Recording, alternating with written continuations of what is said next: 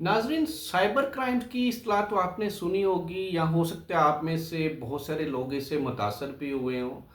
Cyber crime क्या है, इस ये हमें किस तरह से मुतासर करता है, हम इससे किस तरह से बच सकते हैं और इसको किस तरह से रिपोर्ट कर सकते हैं। इसके पाकिस्तान में क्या कवानीन हैं, कौन सा अदारा इसको डील करता है, इन सब सवालात के जवाबात हम इसी वीडियो में डिस्कस करने जा रहे हैं।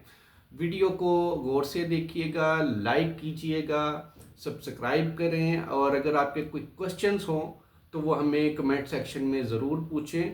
वीडियो स्टार्ट करते हैं कि साइबर क्राइम का कंसेप्ट है क्या। बुनियादी तौर पे आप क्या समझते हैं कि कौन सा क्राइम है जो साइबर क्राइम में आएगा। बुनियाद जब हम बात करते हैं साइबर क्राइम तो इसका मतलब ये है कि हम आम डकैती की या थेफ्ट की या किसी ऐसी कत्ल की वारदात की बात नहीं कर रहे हैं। हम बात कर रहे हैं कि एक ऐसा क्राइम जिसमें आपको वो क्रिमिनल सामने दिखाई ही नहीं देता। किसी वक्त शायद सुनाई तो देता हो क्योंकि ये आपको टेलीफोन पे या व्हाट्सएप पे भी समटाइम्स अप्रोच करते हैं। और बहुत सारे जो आपके साइबर क्राइम है वो टेलीफोन के ज़रिए हो रहा है और आपको फ़ोन कॉल्स के ज़रिए वो आपके कुछ खुफिया मालूमात जानने की कोशिश करते हैं, आपसे कुछ कोड निकलवा लेते हैं और वो आपका बैंक अकाउंट और या फिर आपकी बाकी जो कुछ खुफिया मालूमात होते हैं वो जान के आपको फाइनेंशियल लॉस का बायस बनते हैं। तो इसको हम एक तो इसमें बात कर लें कि ये आपके सामने आपका क्रिमिनल नहीं है। तो ये साइबर क्राइम का अगर हम आपको बड़ी आसान इस्तेलाह में बता पाएँ तो वो हर वो क्राइम जो डिजिटल सोर्स के ज़रिए जिसमें इंटरनेट इन्वॉल्व है वो आपका साइबर क्राइम होगा।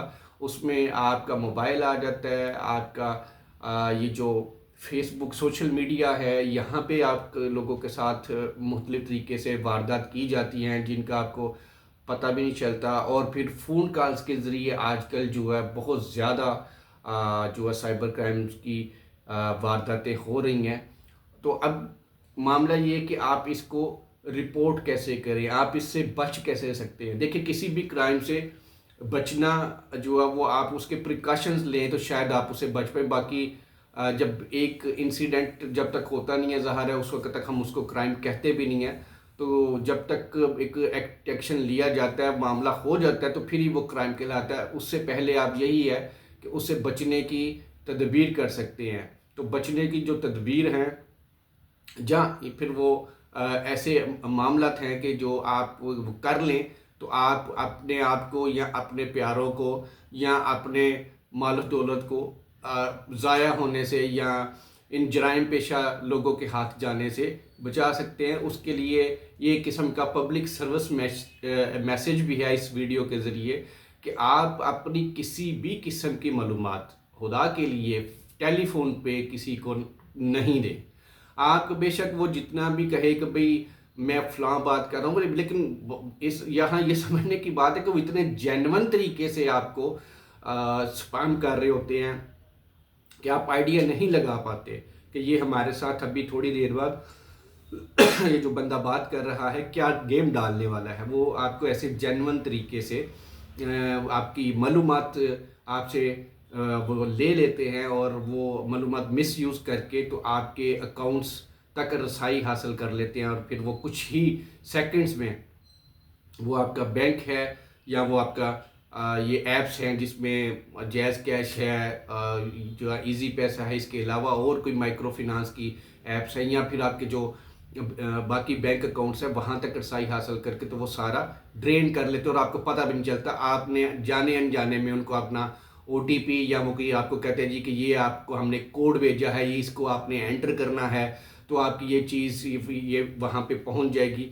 जैसे कि मैं आपको अपनी पर्सनल एग्जांपल दे दूँ कि जस्ट 2-3 रोज़ पहले जिसने मुझे मोटिवेट किया कि मैं आपको ये बताऊं कि पाकिस्तान में जो साइबर क्राइम्स की एक्टिविटीज़ हैं उनसे कैसे बचा जा सकता है। कि एक कॉल आती है, कहता है जी कि मैं टीसीएस का नुमाइंदा बात कर रहा हूँ, आपका एक पार्सल आया है, हमने आपसे आपका एड्रेस कंफर्म करना है ताकि नुमाइंदा आके आपको वहाँ आपका जो है पार्सल बताया। मैंने कहा जी कहाँ से आया, उन्होंने कहा जी कि कोर्ट्स के डॉक्यूमेंट्स हैं। तो चूँकि मैं वकील हूँ तो मैंने कोई ज़्यादा इसके ऊपर मेरे कान खड़े नहीं हुए। मैंने कहा जी हो सकता है किसी कोर्ट से कोई मामला कोई आया हो, लेकिन जब मैंने टाइम का अंदाज़ा लगाया तो वो रात के ऑलमोस्ट 8 बजने वाले थे। और अक्सर इस वक्त पे कोई भी टीसीएस हमारे ऑफिस में रोज़ आते हैं 2 बजे तक 3 बजे तक, हर 4 से पहले पहले डिलीवर हो जाते हैं।